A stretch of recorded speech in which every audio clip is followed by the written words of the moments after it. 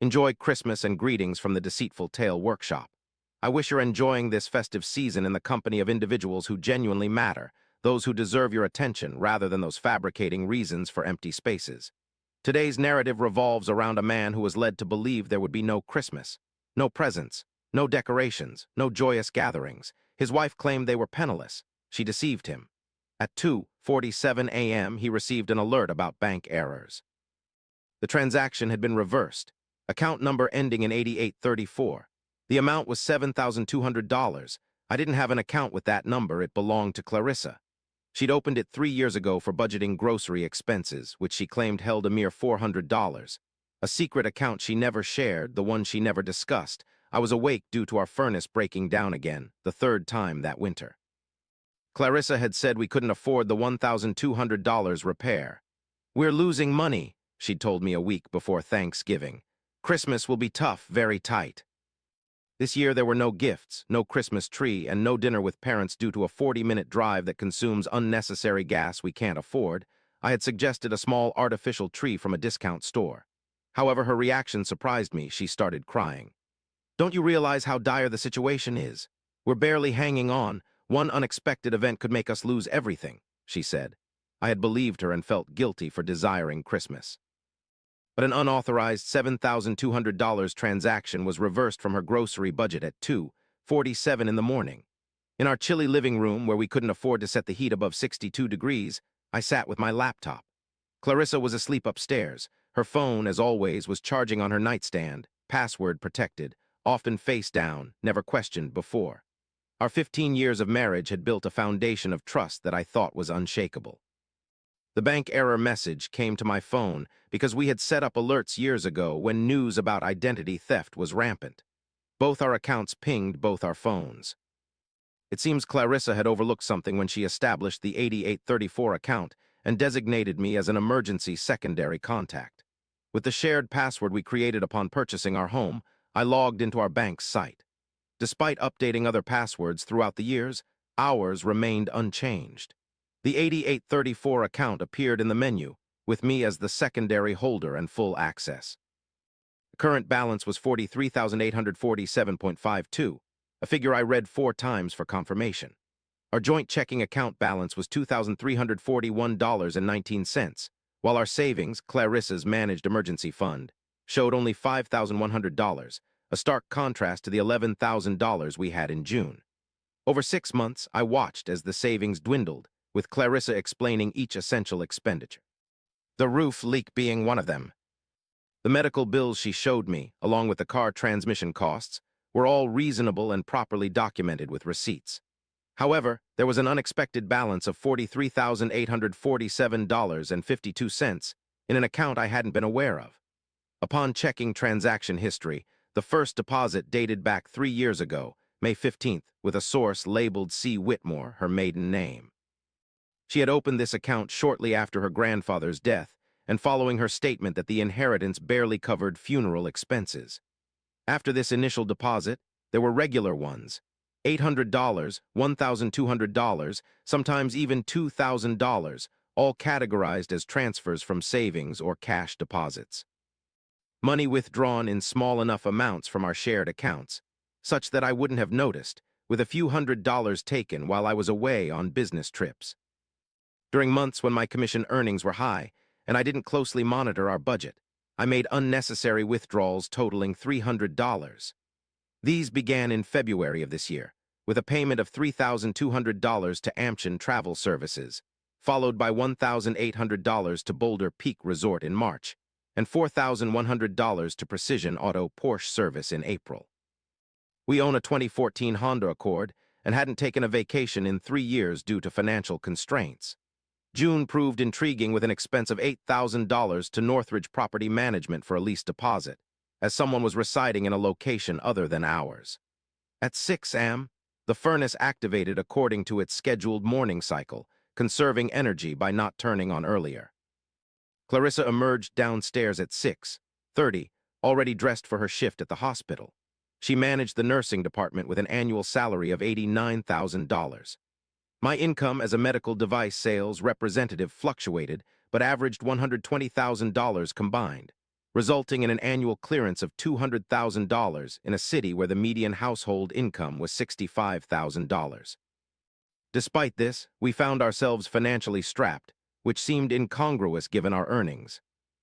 "You're starting your day early," she remarked as she kissed my cheek, the usual casual affection we've exchanged for 15 years. Her voice and eyes didn't betray guilt or fear. She was tossing and turning, the furnace kept cutting out, we'd fix it after New Year. She filled her travel mug with coffee. "I have a double shift today," she noted. "Don't stay up waiting."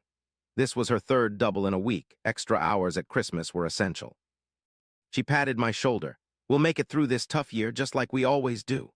She left at 6:50 a.m. Her work started at 7:30. The hospital was a 12-minute drive away.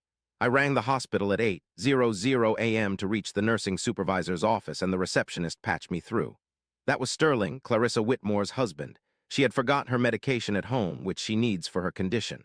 Could someone tell her I would drop it off during her break? I apologized, Mr. Whitmore. "Clarissa called in sick today, a personal day. I must have mixed up her schedule," I thanked him. I disconnected the call and activated the Find My Phone app, an emergency locator we'd set up years prior. Although I'd never before used it to monitor her, her phone was at Boulder Peak Resort, a 2-hour drive north. This was the same resort that had received $1,800 from her secret account in March. For 10 minutes, I fixated on that dot on the map, torn between driving up there to demand answers and my patience, a trait shared by successful medical sales reps like myself. You don't secure a deal by revealing your hand prematurely. You gather intel, comprehend the entire situation, then present your case when you have an advantage. I phoned my brother Dennis, not a family member, but a corporate lawyer who could provide advice. I needed a top-tier divorce attorney and a forensic accountant recommendations. "Goodness gracious, Sterling, are you certain about you and Clarissa?" "Assuredly, Dennis. I require individuals capable of working swiftly and maintaining discretion. Can you assist?" With 2 hours at my disposal by noon, I had scheduled appointments. The attorney in question is Lydia Brennan, a specialist in high-asset divorce and financial fraud. Additionally, Gerald Kim, a former FBI investigator of financial crimes, is also available thanks to Dennis's influence. I first met Lydia in her downtown office, exuding competence, glass walls, leather chairs, degrees from esteemed institutions that admit only exceptional students. I detailed everything for her: the account, the transactions, the false reports about finances, and the fabricated work schedule. She made notes, maintaining an expressionless face throughout. Upon my conclusion, she inquired, "How long do you want this to take?" I queried, "What do you imply?" Some clients seek swift resolution, file papers, divide assets, conclude matters promptly. However, others desire discovery. They wish to unearth every detail, every falsehood, every dollar, a process that consumes time but provides power. What is your preference? Pondered over Clarissa's tears at Christmas, my parents isolated during the festivities due to lack of fuel funds, 3 years of orchestrated impoverishment while she crafted a clandestine life. Desire for disclosure, need to uncover everything. Then comes the silence from you, the maintenance of normalcy, allowing her to feel secure. Meanwhile, we summon financial records, phone logs, credit card statements, constructing an impenetrable case. When prepared, we file the lawsuit, surprising her and giving her no chance to conceal assets or prepare a defense. Gerald will follow every penny. I'll ensure she can't rewrite history. Lasts around 6 weeks, possibly 8. Can you uphold appearances that long? Considered 15 years of faith in her, trust, love for someone misappropriating our future. Can manage 8 weeks. Gerald Kim was equally clear-cut. Requires access to everything. Bank statements, tax returns, credit cards, investment accounts, anything bearing both your names. What are you searching for? A pattern indicates that individuals who secretly misuse marital funds tend not to be meticulous with one account but careless about others. If there's $43,000 concealed, chances are there's more. And if she's spending on someone else, there's a trace, always a trail. That night, Clarissa arrived home at 11 p.m. "Sorry the double ran late, I'm drained. How was work?" "Tough, with 3 codes, 1 combative, patient. I need a shower and rest." She wasn't putting much effort into her lies anymore, as secrecy wears you down and makes you sloppy. I took on the part of the sympathetic husband, providing support, yet we watched our routine Thursday night show. I didn't suggest dinner out. It was beyond our means. I also avoided discussing Christmas gifts or vacation plans. I acted as the man she expected me to be: submissive, trusting, worn down by our financial struggles.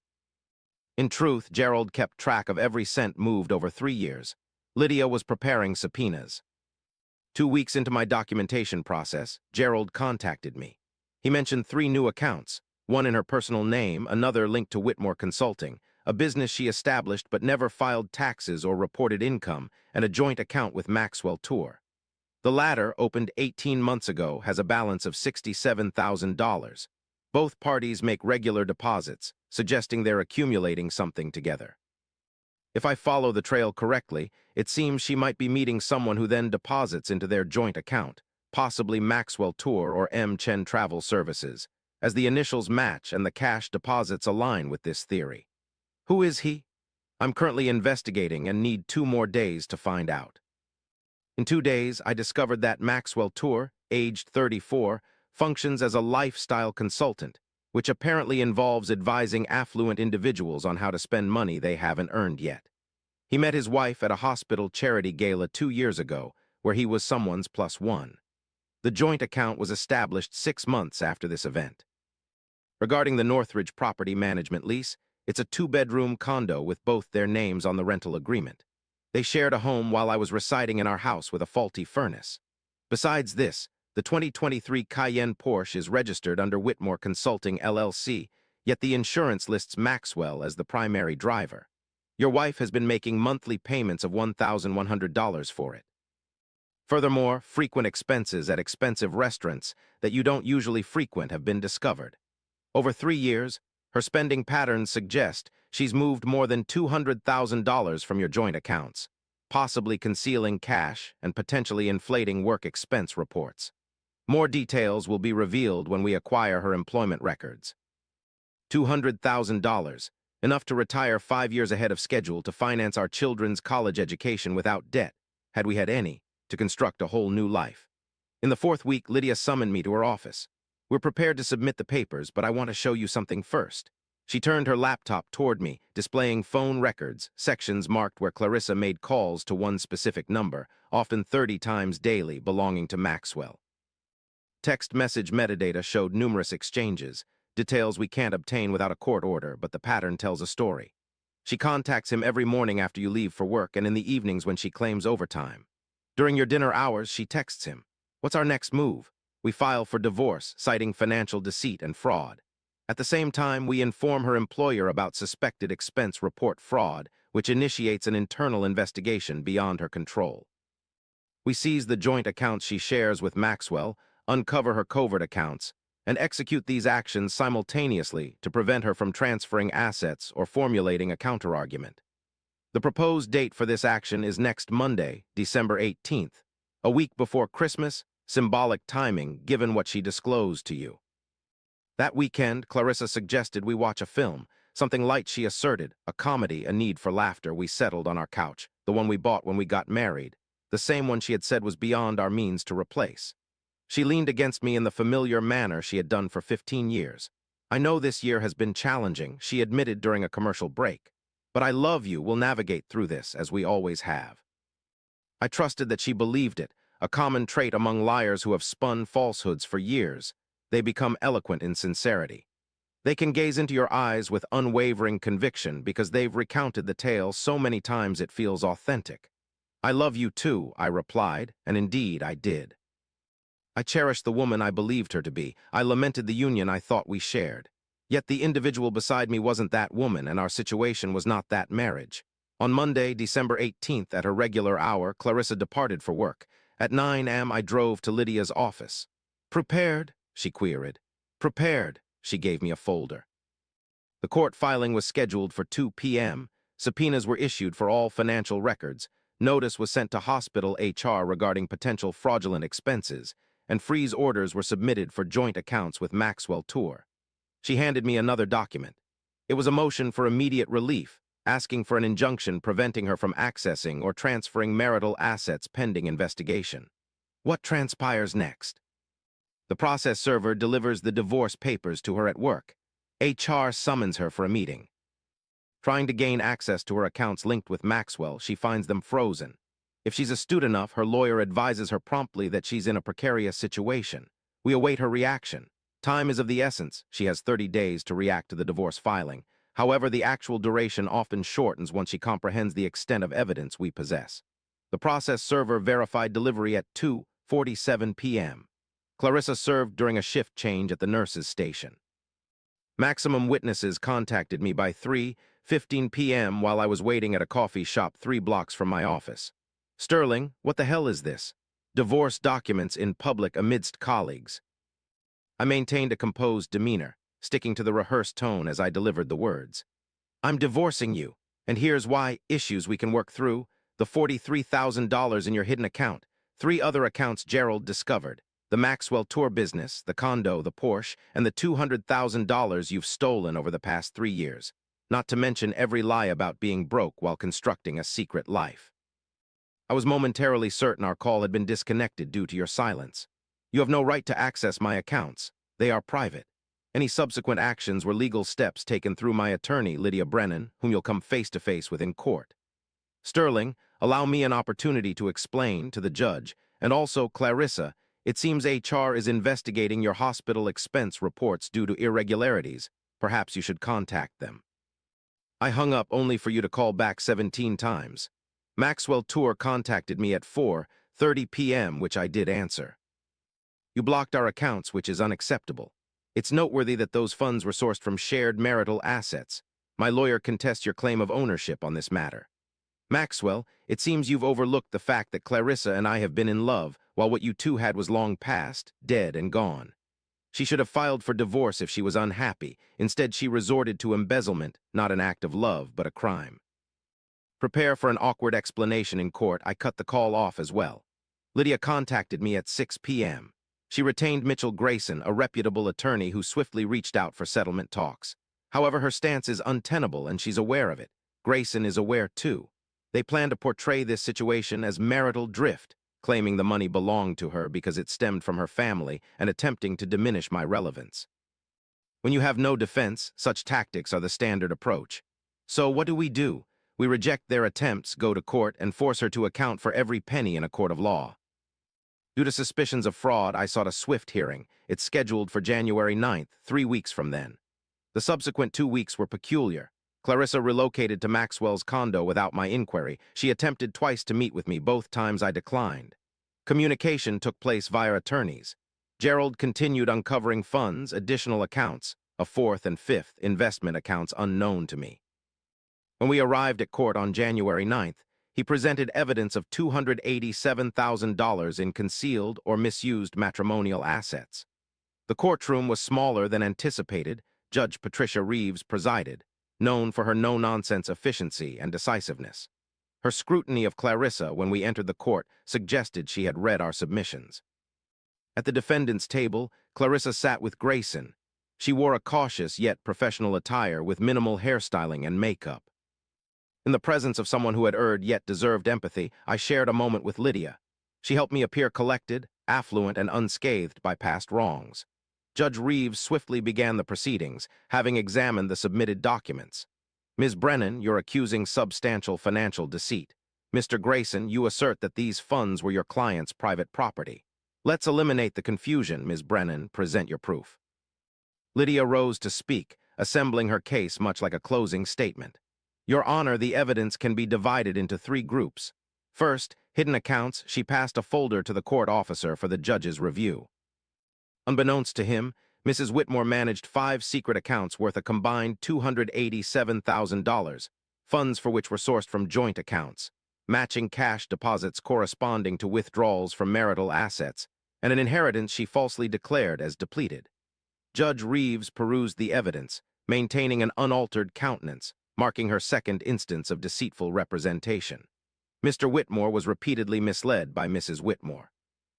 Lydia presented a timeline in court showing that Clarissa, despite claiming financial hardship, had canceled vacations, neglected home repairs, and refused essential expenses, all while hiding additional funds for a lavish lifestyle. On one side of the screen were Clarissa's statements saying, "We can't afford it," while on the other side were her luxury purchases. The timeline showed 20 instances of dishonest expenditures, each one contradicting her claims of poverty. Furthermore, Clarissa was accused of relationship fraud. She had a romantic relationship with Maxwell Tours while married to the defendant, using marital assets to fund this relationship and hiding it through secret accounts, jointly owned properties, an LLC, and a leased vehicle registered under its name without her husband's knowledge. Judge Reeves glanced up. Grayson, I wish to understand your strategy for this case. As you stand, you are composed, seasoned, yet defending the seemingly untenable. Regarding your honor, it's acknowledged that my client should have been more forthcoming about these accounts.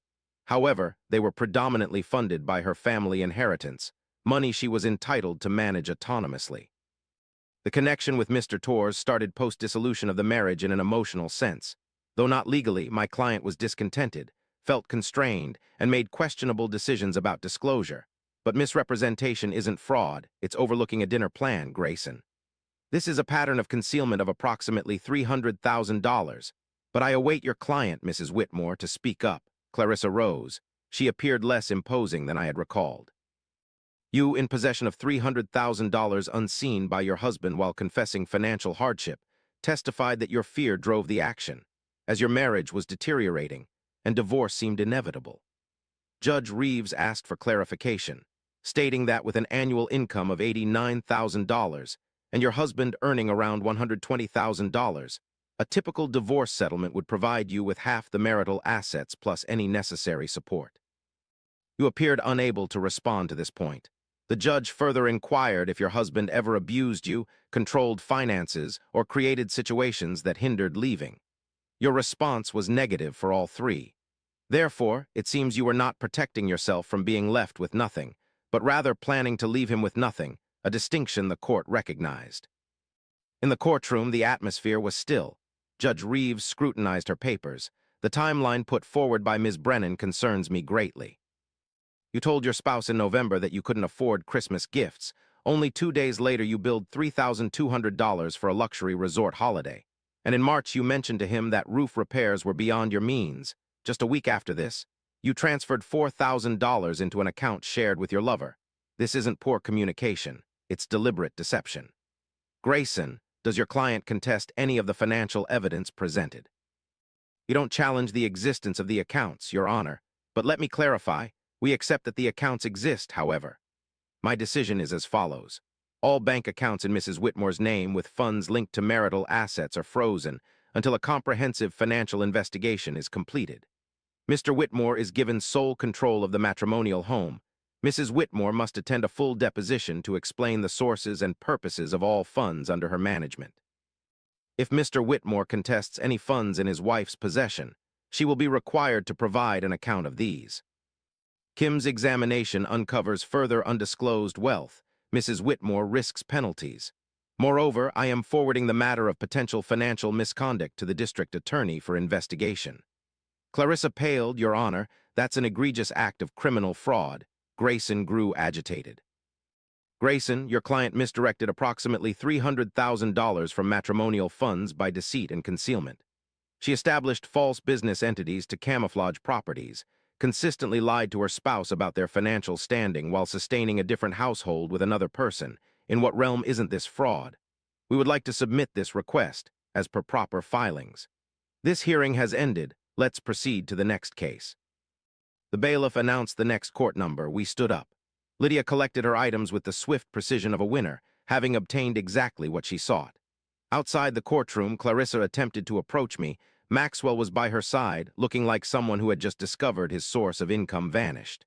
Sterling, Lydia, stepped between us. There should be no contact except through legal representatives. You are aware of this. I merely wish to clarify.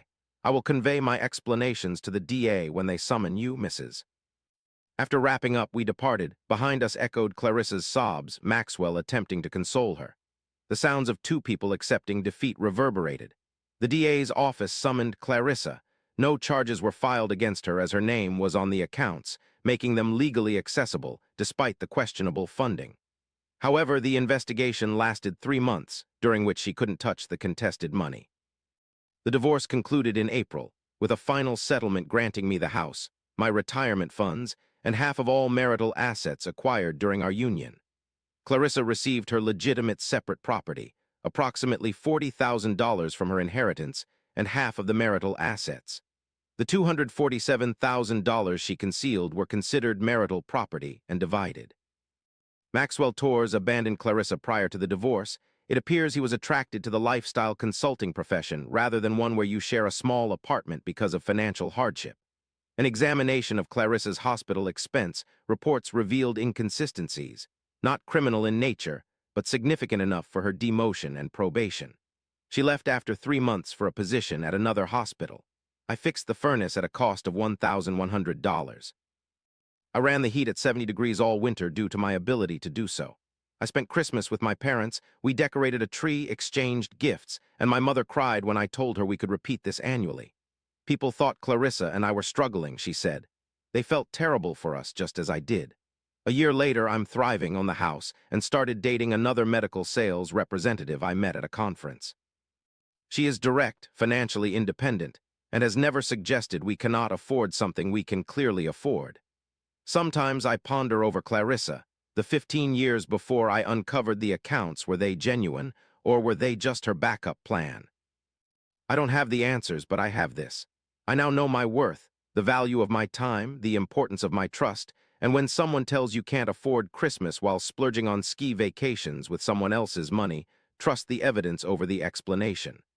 The bank error notification at 2:47 a.m. was not an error. One oversight spared my life. An overlooked emergency contact setting exposed a major flaw. Small oversights can uncover large issues, as this tale from Cheating Story Lab demonstrates. If you found this story relatable, subscribe for additional accounts of betrayal and justice. Voice your opinions by commenting below, and always trust your instincts but cross-check with your bank statements.